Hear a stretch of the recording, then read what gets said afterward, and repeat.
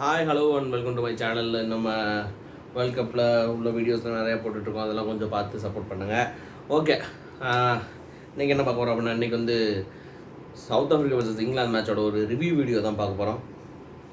அதில் நம்ம வழக்கம் போல் ஒரு ஷார்ட் ரிவ்யூ, அதாவது ஷார்ட் ரிவ்யூ வீடியோ அப்படின்னு மேட்ச் எப்படி போச்சு அப்படின்னு, அப்புறம் பிளேயிங் 11 சேஞ்சஸ்ஸு, அப்புறம் யார் யாரெல்லாம் நல்லா பெர்ஃபார்ம் பண்ணாங்க, வேறு எதுனா கீ பாயிண்ட்ஸ் இருந்துச்சுன்னா இது பண்ணிட்டு முடிச்சிடலாம். ஓகே, ஃபஸ்ட்டு மேட்ச் எப்படி போச்சு அப்படின்னா, மேட்ச் வந்து இங்கிலாந்து தான் டாஸ் இருந்துச்சு. இங்கிலாந்து இந்த toss choose to bowl.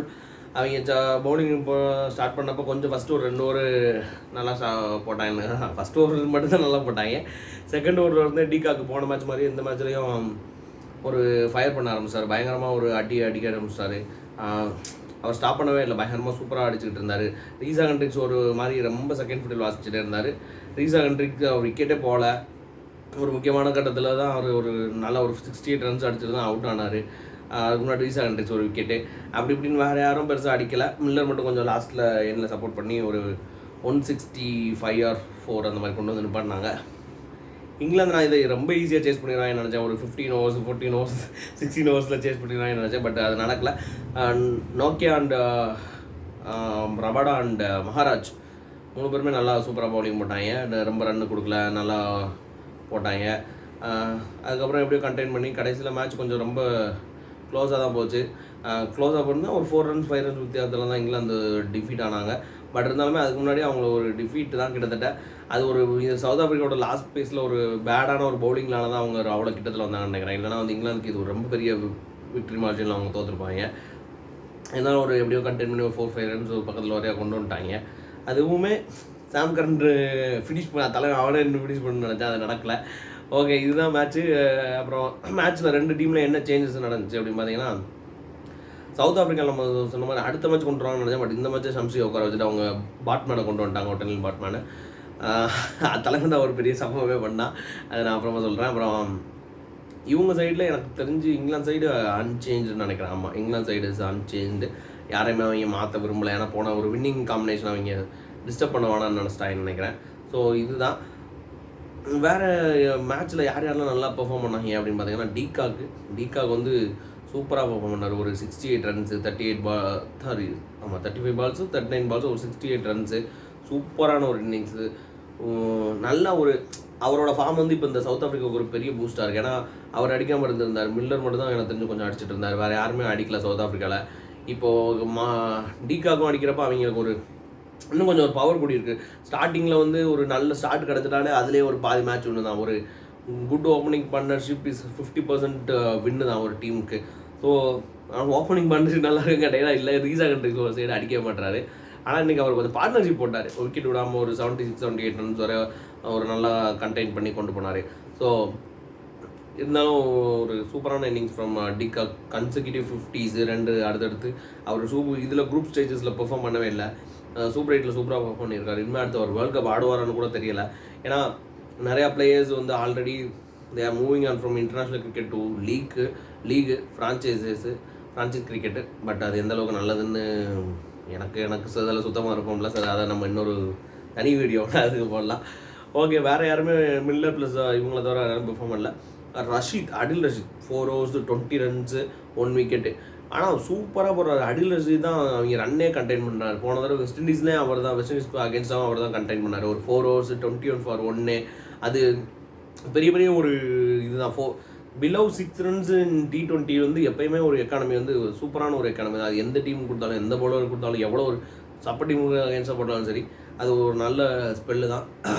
2 கன்செக்யூட்டிவாக 2 spell below 20 runs. So சூப்பரான ஸ்பெல் ஃப்ரம் அடில் ரஷீத். ஜாஃப்ராஜ் நல்லா போட்டாருன்னு சொல்ல முடியாது, மோசமாக போட்டாருன்னு சொல்ல முடியாது. 2க்கும் நடுவில் டீசெண்டாக போட்டார். 4 overs 40 runs 3 wickets. அவர் 3 wicket எடுத்தார். பட் வந்து 40 run கொடுத்தது வந்து இந்த கான்டெக்ட் ஆஃப் த கேமில் ஒரு 160 runsன்னு வைக்கிறப்போ அது கொஞ்சம் அதிகமானு எனக்கு தோணுது. But okay, Moeen Ali 3 overs 25 for 1 அவரும் ஒரு டீசன்ட் ஸ்பெல்லு. இவங்க 165ல் நிப்பாட்டினதே பெரிய விஷயம் தான். ஏன்னா ஃபஸ்ட்டு கட் அவுட்டாக அடித்தாங்க சவுத் ஆஃப்ரிக்கா. ஒரு 8 overs ஒரு 80 runs பக்கத்தில் அடிச்சாங்க. ஸோ சவுத் ஆஃப்ரிக்கா போன பேஸ்க்கு அவங்க அடிச்சிருக்கலாம். வழக்கம் போல் கிளாசன் கிட்ட இருந்து இன்னொரு ஃபெயிலியர். ஸோ அது அவங்களுக்கு ஒரு பெரிய விஷயமாக தான் நினைக்கிறேன். ஏன்னா கிளாஸனோட ஃபார்மு அவங்களுக்கு எப்படி பார்ப்போம் அதை நம்ம என்னென்னு. ஓகே, வேறு இந்த சைடில் யார் இங்கிலாந்து சைடில் செகண்ட் இன்னிங்ஸில் யார் பெர்ஃபார்ம் பண்ணாங்கன்னா செகண்ட் இன்னிங்ஸில் இங்கிலாந்து பேட்டிங்கில் யாருமே பெர்ஃபார்ம் பண்ணல. அது இவங்க ஒரு டூ மச் ஆஃப் அட்டாக் பண்ணுறப்போ அது அவங்களுக்கே ஒரு சில சமயம் பேக் ஃபயர் ஆகிடுதுன்னு நான் நினைக்கிறேன். இவங்க கட்டாக்குன்னு ஒரு பிளே த சிச்சுவேஷன், ஒரு 165 ரன்ஸ் தான் அடிக்கணும். Singles and 2 also take you to the home. But அதை நீங்கள் ட்ரை பண்ணாமல் ஒரு ஹிட்டிங்கே பண்ணிட்டு ஆனால் அதான் அவங்களோட பவர். அவங்க சொல்லிட்டுருக்காங்க ஒரு சில சமயம் இது ஃபெயில் ஆகும், ஒரு சில நேரம் நடக்கும், அதெல்லாம் ஒன்றும் பிரச்சனை இல்லைங்க எங்களுக்கு, நாங்கள் அப்படியே போயிடுவோங்க அப்படிங்கிற மாதிரி. ஸோ அது என்னென்னு அடுத்தடுத்த மேட்சஸில் இதே அட்டாக்கிங் இன்டென்ட்டோட விளாட்றாங்களா என்னன்னு சொல்லி நம்ம வெயிட் பண்ணி தான் பார்க்கணும். ஹாரி ப்ரூக் மட்டும் கொஞ்சம் ஒரு நம்பிக்கை கொடுக்கும் விதமாக, ஹாரி ப்ரூக் எனக்கு பிடிக்காதுங்க. ஹாரி ப்ரூக் ரொம்ப அரகண்டாக ஒரு ஸ்டேட்மெண்ட் வருது ஐபிஎல்லில். என்ன எல்லோரும் ரொம்ப ட்ராவல் பண்ணாங்க, நான் ஒரு 100 போட்டேன் அப்படின்னு. அதுக்கப்புறம் தலைவன் ஐபிஎல் விட்டு போயிட்டான், அது ஒரு விஷயம். ஸோ ஹாரி ப்ரூக் ஆனால் இன்றைக்கி 50 அடித்தார். பட் இருந்தாலும் அவர் ரொம்ப நல்ல ஃபஸ்ட்டு கொஞ்சம் நல்லா ஆடிட்டு இருந்தார். நோக்கியா பாலில், ரபாடா பாலில், எல்லா பாலில் நல்லா அடித்தார். அதுக்கப்புறம் நம்ம பேட்மேன் போட்டாமல் பாருங்க தலைவன், ஒரு 5 ஃபுல்டாச்சு, 6 பாலில் 5 ஃபுல்டாச்சு, நல்லா அல்வா மாதிரி போட்டு கொடுத்தாப்புல. அதை நல்லா யூட்டிலைஸ் பண்ணிக்கிட்டார் ப்ரூக் கிட்ட இருந்து 53, லிவிங்ஸ்டன் ஒரு 33. அவங்க 2 தான் ஒரு decent performance from batting England சைடுக்கு. சவுத் ஆஃப்ரிக்காவோட பவுலிங்கில் பார்த்தீங்கன்னா ரபாடா 4 overs 32 for 2, மறுபடியும் ஒரு சூப்பரான spell, 2 wicket spell from Rabada. போன மேட்ச்சில் ஒரு 4 overs 18 for 2 எடுத்திருந்தார். இந்த மேட்ச் ஒரு 4 overs 32 for 2 எடுத்திருக்கிறாரு. ஸோ நல்ல ரபாடாவும் ஒரு coming back in to the full ஃப்ளோன்றப்போ அவங்கள கட்டுப்படுத்துறது ஒரு பெரிய விஷயம். ரபாடா கேஷவ் மகாராஜ் சூப்பராக போட்டார். கேஷவ் மகாராஜ் தான் நேற்று எனக்கு கேட்டால் பிக் ஆஃப் த பவுலர். ஏன்னா 4 overs 25 runs 2 wicket. ஸோ ரொம்ப சூப்பரான ஸ்பெல்லு. அதுவுமே ஒரு நல்ல ரன் கொடுக்காம, இத்தனைக்கும் எனக்கு தெரிஞ்சு அவங்களோட ஒரு too much of right handed Keshav மகாராஜுக்கு ஹெல்ப் பண்ணிச்சுன்னு நான் நினைக்கிறேன். ஏன்னா அங்கே பாருங்கள், ஃபில் ஜான்ட் right, Buttler right, Bairstow right, Harry Brook right, Livingstone இருக்குது. அங்கே சாம் கரன் தான் first left hand batter. So அதிலே அவங்களுக்கு கொஞ்சம் அந்த left hand right hand, Moeen Ali ஒரு ஆள் மட்டும் இருக்கிறார் இடையில. ஆமாம், மொயின் அலியை விட்டேன். ஸோ அதனால் அவங்களுக்கு கொஞ்சம் ரொம்ப மகாராஜுக்கு ஈஸியாக இருந்திருக்குன்னு நினைக்கிறேன். நோக்கியா வழக்கம் போல் 4 overs 35 for 1, டீசெண்டான பவுலிங், ரொம்ப பயங்கர மிரட்டல் பவுலிங்லாம் இல்லை. 4 overs 35 for 1. இதுதான் பெர்ஃபார்மன்ஸு. ஓகே, வேறு என்ன கீ பாயிண்ட்ஸ், வேறு என்னென்ன மேட்ச்சில் நடந்துச்சு அப்படின்னா, 2 டீமோட ஃபீல்டிங் சரியான ஃபீல்டிங். 2 டீமு எதையுமே விடலை. 2 டீம் ஒரு கேட்ச் மட்டும் மிஸ் பண்ணாங்க, அதை நான் சொல்கிறேன்.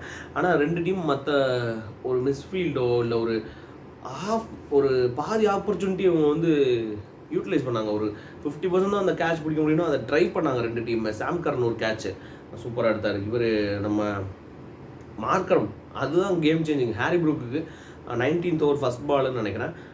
19th over first ball, 20th over first பால்னு தெரில, 20th over தான் நினைக்கிறேன். ஆமாம், அது ஃபஸ்ட் பாலில் சூப்பரான ஒரு கேட்ச், ஒரு 19 meters எவ்வளோ கவர் பண்ணி எடுத்தார்.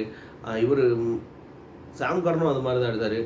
பட்லர் ஒரு கேட்ச் பிடிச்சாரு, பயங்கரமான ஒரு டைவிங் கேட்ச் பட்லரு.